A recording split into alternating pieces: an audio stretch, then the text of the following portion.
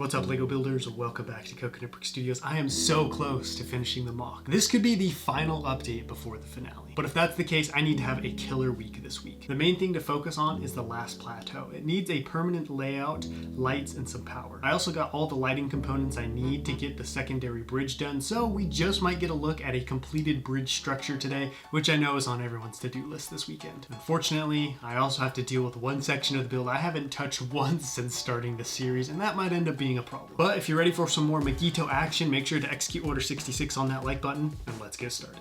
Last week I got the buildings in place on the third plateau, and now it's time to get everything in their final position and get the rest of the foundations done. Starting with the retaining wall. Not only will this save many a kickball game, but it'll also help the city look more complete. Who builds something this high and then doesn't include railings? I also need this wall in first so I can place the houses as close to it as possible without getting in the way. Once the houses are in, I can make the main road and paths that run between the buildings. I stuck headlight bricks and cheese slopes in various spots along the wall to make it look a little more textured and weathered. And speaking of houses, I want to offset these from the studs on the ground just like on the other plateaus, meaning I'm going to build a frame of wedge plates with an opening big enough for the base of the house to fit in. The angle of the wedge plates will offset the houses very nicely from the rest of the mock and make it feel less grid-like and more natural. Another big plus of using this technique is that none of the houses are actually connected to the terrain, so I can pick them up super easily for maintenance or swap them around. Now I can build the main road which runs through the plateau. I've been rather nervous to build this because it's going to be tiled off with ingots and I don't have many of them left, but it's time to buckle down and see what parts I still need to buy because my window for getting orders in before the finale is quickly closing. This next build is one I've been looking forward to for a while now. Building platforms for the anti-aircraft cannons. These obviously weren't a part of the original city layout and were added in later fairly quickly to protect the city from Republic aircraft, so I want them to look somewhat out of place and industrial. Almost like what a pop-up fair looks like with the mobile rides and attractions, just minus the smiles and cotton candy. I want one gun raised above the other so we don't have any accidents, and leading up to the higher one is this little step ladder. It's nothing special, just a small grill with some clips on it to create bigger, more traversable steps. I also added a side railing to comply with all local safety regulations.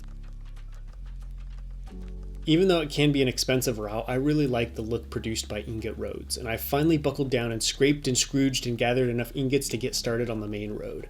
I'm doing a combination of light and dark bluish gray with some splashes of white as snow. Every so often I threw in some jumper plates so I can attach some minifigs. Who knows? I might have Wat Tambor casually taking a stroll as Ki-Adi-Mundi is decimating his forces on the bridges. I'm just kidding, we all know he's wherever the treasure is going to be holed up. During last week's Mygeeto stream, I got a bunch of snow patches laid out on the main road, and now I'm going to tile them off and hopefully get most of the bridge done this week. Man, I'm going to have so much white Lego after this mock, and I have no idea what to do with it. If you have any white mock suggestions that aren't Hoth, let me know in the comments. It's the buildings on Mygeeto that are really going to help sell the mock and make it recognizable. So when designing them, I tried to incorporate as many aspects of Mygeeto architecture as I could, namely this stacked dish look, and not in just the houses but smaller structures as well. And so far I'm really pleased with how the city's looking, but man are they a pain to build. One of my brothers came in clutch and built one of the last two roofs I needed, which saved me a ton of time. They look deceptively easy to build, and it's not that they're that complex of builds, it's just very tedious and time consuming. You basically build one dish and then copy that over and over in different sizes with some slight variations. So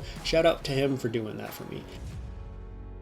The last plateau is looking much more complete now, and I finally got a count on how many and what pieces are needed to finish everything, and they've already been ordered.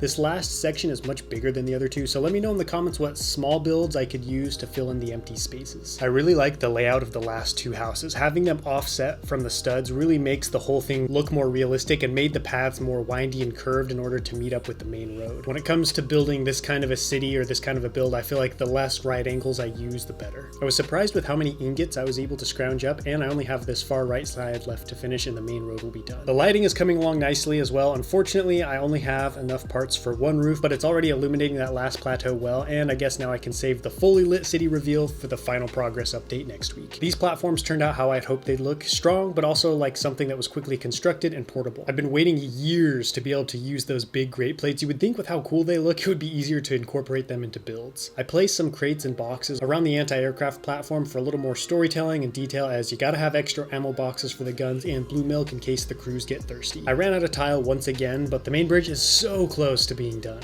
I was too eager to tile off this snow patch and forgot I was waiting to add tile to this one until I wired the last light, so unfortunately I'm gonna have to pull up a good chunk of this patch for wiring. But I mean, if you're not pulling up and rebuilding because you weren't paying attention, are you even mock building? Now all that's left is the tiling, wiring this light, and to fill in the final crater, and the main bridge is complete. I started adding snow detailing to the railings as well. I can't do much other than replace some of the slopes with white ones, but I still think it looks pretty good, although some spots are a bit blocky. I ordered in more slopes to add more snow patches to the secondary bridge railings as well, so everything will look properly icy. Last week I had to halt work on the secondary bridge because I didn't have the proper lighting components, but I got a very speedy order delivered from Light My Bricks, which had another battery box and some extension boards, so now I can run this final light. I only needed the extension board for the bridge, and it's going to sit in the snow patch. I do need to tear up some of the snow and tile to get the wire to the last light, but at this point I'm well acquainted with tearing up work I've already done. Also, some people feel the need to comment on the length of my fingernails, and this is why I keep them as long as I do. Try pulling up hundreds of Lego pieces with no fingernails. You'll be growing raptor claws like mine out of your fingers in no time. Now all that's left on the secondary bridge is cosmetic work on the surface and sides, and you might be thinking, whoa there buddy, don't you have another light to do? What about the light across from the one you just did? I'm gonna have that last light be destroyed since this bridge is looking a little too pristine and I gotta have some kind of damage. It's much smaller than the main ones, so much smaller vehicles and weapons are being used, which is why the bridge isn't as destroyed or broken, but even these handheld rocket launchers can pack a punch. While I was down here working, I had a potentially brilliant idea of where my Republic artillery could go, but more on that later.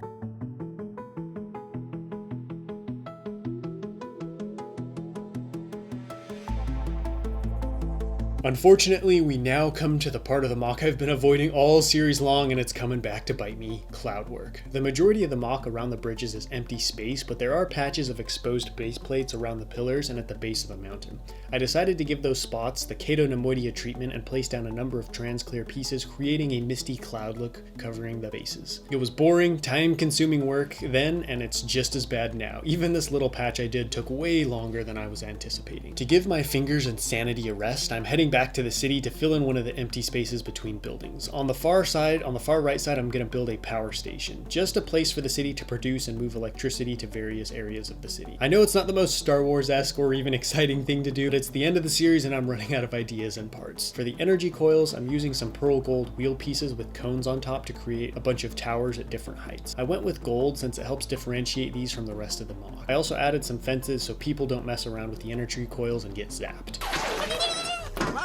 Alright, the power station is in, the second bridge is all done, and one half of the mountain has all the cloud work done, which is awesome, even if it is the much smaller half. While I was toiling away at these clouds, thinking about how much doing this for Mygeeto City sucked, I had a thought. What if I had a small squad of rocket droids blasting up from the clouds to ambush the clones on the second bridge from behind? This could add a little more intrigue to the outcome of the battle and give the separatists a little bit of hope. Let me know your thoughts on that in the comments. And while we're talking about it, I think the secondary bridge could be an ideal spot for my artillery. It could be sitting on the back end, firing up into the city, trying to take out the anti-aircraft gun on this side of the city. I know it's not in their direct line of sight, but with the advanced optics and targeting systems built into this bad boy, I think it's a pretty good idea. Plus, the droids wouldn't really be able to target it with any of their heavy guns since it's protected underneath the main bridge. That power station is adding some much needed color to the city, and it's really nice to finally get some more use out of those gold parts. The coils look real sweet and very energy efficient, which should make the citizens happy. It's interesting how many parts are suddenly being incorporated from Mygeeto into Mygeeto. I added some computers and dials to monitor and control the power being generated, but you gotta be careful and keep an eye on this place, or you never know who might get bored and try to play around over here.